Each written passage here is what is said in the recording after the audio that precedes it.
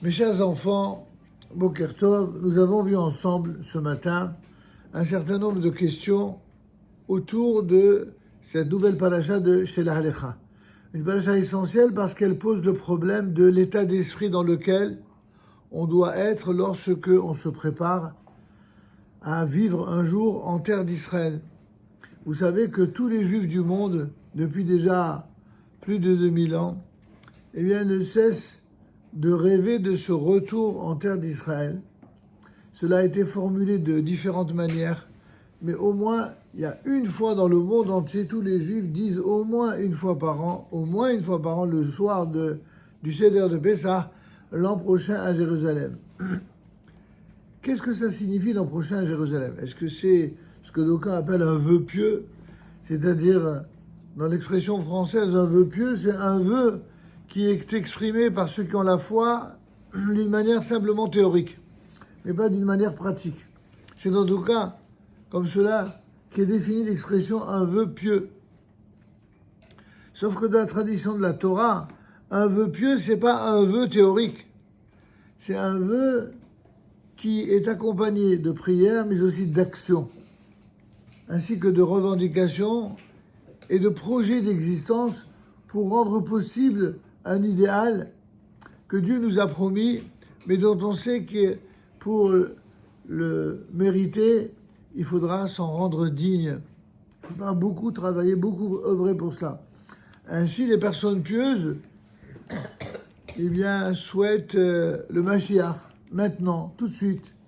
Il y en a d'autres qui souhaitent la paix tout de suite. Il y en a d'autres qui souhaitent la perfection tout de suite. Heureusement que tous ces gens-là, c'est pas Dieu. Parce que si Dieu il voulait tout de suite et qu'il voit que ça n'arrive pas, alors qu'est-ce qu'il ferait? Il détruirait le monde. Au lieu de cela, Dieu est patient et il attend que chacun grandisse et que chacun arrive par l'étude de la Torah, par l'accomplissement des mitzvot, mais également par les épreuves de l'existence, l'amène à tirer les bonnes leçons. Sauf que malheureusement, certains tirent les bonnes leçons, oui, mais d'autres ne tirent pas des bonnes leçons. Il y a aussi bien dans les dirigeants du peuple d'Israël que les dirigeants de l'ensemble des nations.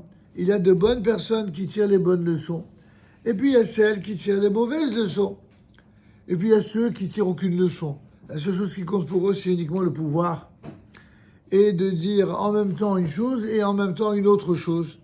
Ça, ce sont les pires dirigeants de la planète.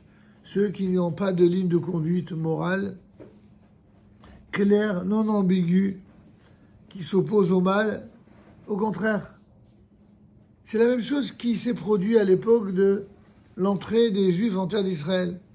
Dieu va, d'une certaine manière, prévenir Moïse lorsque ils l'ont rendu fou à Moïse. Ils ont dit, écoute, cette terre, on ne sait jamais, il faudrait peut-être qu'on aille, qu'on explore le pays, qu'on aille en reconnaissance.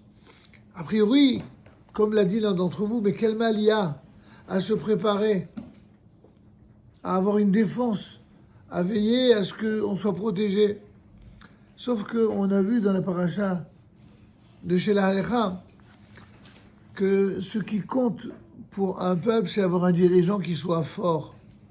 Si un dirigeant, c'est un chewing-gum, quelqu'un pour qui sa personne à lui compte plus que la nation qu'il dirige, le peuple qu'il dirige, il est foutu. En tout cas, aussi longtemps qu'il reste en place. À l'inverse, quand quelqu'un est un homme fort et qui aime vraiment sa nation, il recherche le bien de sa nation. Ça, c'est quelqu'un que la Torah appelle de ses voeux. Alors, comment on l'apprend ici, dans la paracha de Shelach Lecha? C'est lorsque ils vont rendre fou Moïse pour lui dire, voilà, on doit faire. Alors, Moïse va s'adresser à Dieu en lui disant, regarde, je sais très bien que cette terre, tu as dit qu'elle était très bonne, mais regarde ce que même les chefs de tribu, les chefs qui étaient pourtant des tzadikim, même eux, ils demandent à vérifier, ils veulent être tranquilles. Qu'est-ce que tu vas leur répondre? C'est ce qu'on appelle Rashi, l'un des premiers Rashi. Les Da'atera, tu veux envoyer? Ok, fais-le. Mais attention une chose, qu'on soit bien d'accord. Si tu envoies des explorateurs, que dans l'histoire on sache que c'est toi qui as décidé de le faire. Ledatera. C'est à ton initiative à toi. Moi, moi, je t'ai pas demandé. Moi, je t'ai demandé qu'une seule chose, c'est de ramener les enfants d'Israël en terre d'Israël, dans la terre que j'ai promise à Abraham, à Isaac et à Jacob, parce que c'est là-bas que ce peuple pourra être un peuple de bonheur, de bien et de lumière pour la totalité des nations de la terre. Malheureusement, tout le monde n'a pas compris, ni au sein du peuple d'Israël, ni chez les nations. Et c'est pour ça que le malentendu avec Dieu persiste jusqu'à aujourd'hui. Vous avez ceux qui ont tout simplement remis en cause Dieu directement. Il y a ceux qui n'ont pas remis en cause Dieu, mais ils ont remis en cause l'élection que Dieu a fait de son peuple. Mais comme on n'ose pas dire que, quand on est croyant en Dieu, on n'ose pas dire que Dieu, il s'est trompé, chas v'shalom. Alors qu'est-ce qu'on dit? Qu'est-ce qu'ils disent? Ils disent non. Dieu, il a choisi un peuple qui était le fameux peuple élu. Mais depuis que ce peuple a fait la faute du veau d'or, eh bien, il a en quelque sorte perdu l'élection. Ils ont cru que l'élection divine, c'est comme l'élection humaine. Ils se sont imaginés qu'on change comme ça d'élu aussi simplement. Et donc, ils ont même prétendu que le vrai peuple élu, c'est plus le peuple élu. Le vrai Israël, c'est un nouveau Israël. Et depuis, chaque fois, lorsqu'un peuple a voulu, au nom de Dieu, avoir le dessus sur Israël,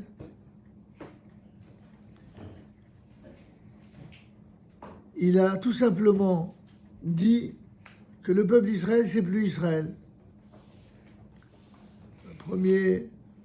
La première partie dans l'histoire de l'humanité, on a vu cela, et on a même prétendu que c'était au nom de l'amour du prochain, que l'on obligeait les Juifs à se convertir. On a vu ce que leur amour du prochain a conduit le massacre et les autodafés et les crimes organisés pendant des siècles. Et comme si cela ne suffisait pas, d'autres sont venus plus tard en disant la même chose. Non, non, non, le vrai Dieu qui est apparu à un vrai prophète, le dernier des prophètes auquel Dieu s'est exprimé, c'est tel prophète. Et du coup, ça vient gommer tout ce qu'il y a eu avant ou en bonne partie. C'est exactement ça les hommes de pouvoir. Les hommes de pouvoir viennent toujours pour assurer la loi du plus fort, soit par le nombre, soit par le pouvoir, soit par l'argent, soit par la guerre.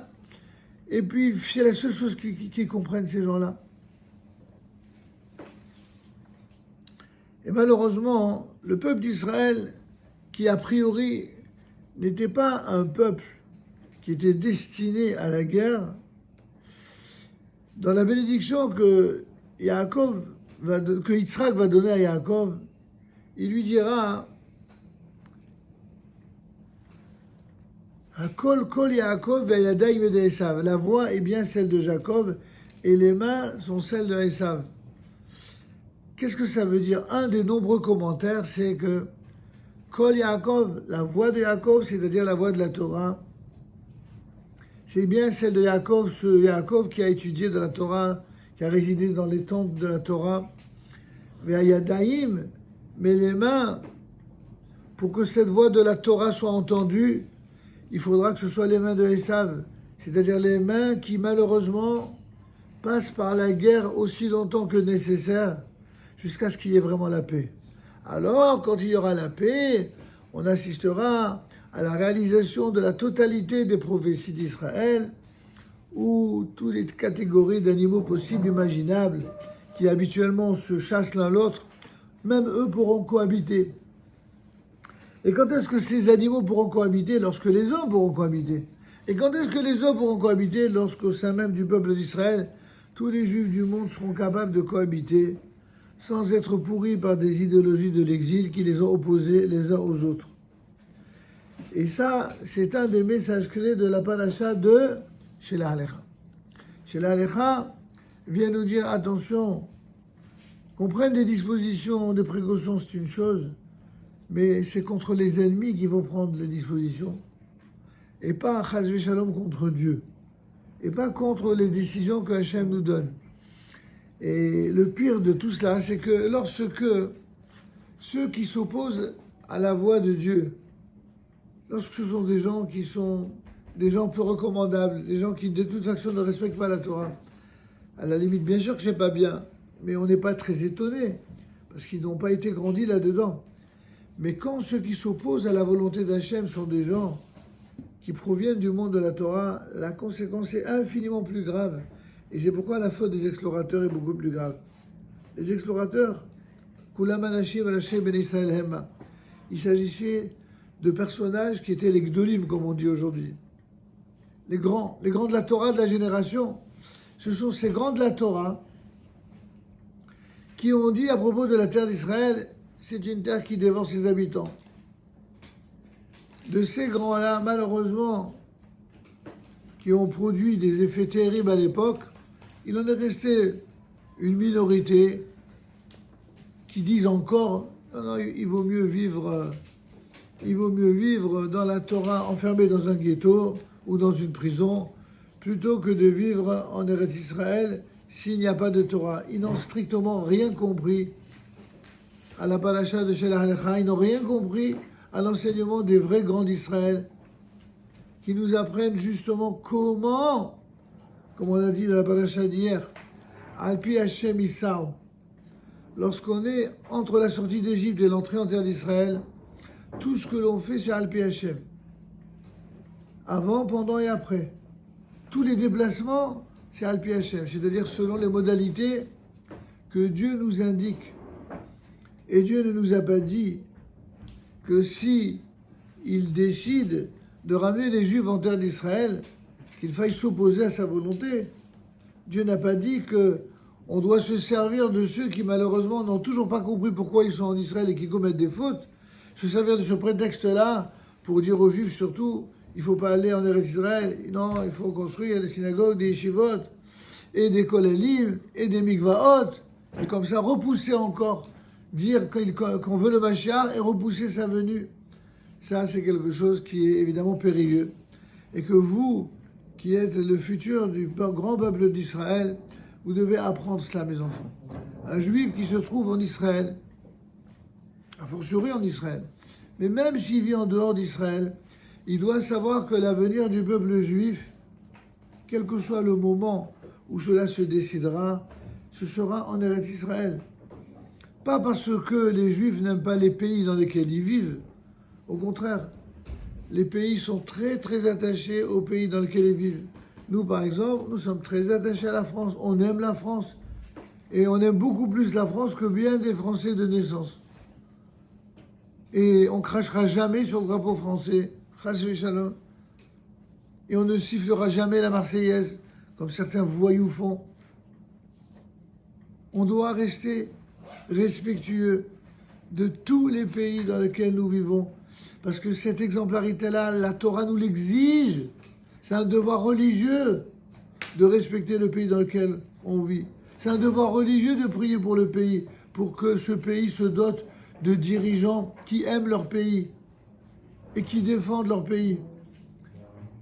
Et un juif qui ne fait pas cela, eh bien non seulement ce sera un mauvais juif en dehors d'Israël, mais même en Eretz d'Israël, ce sera un mauvais juif.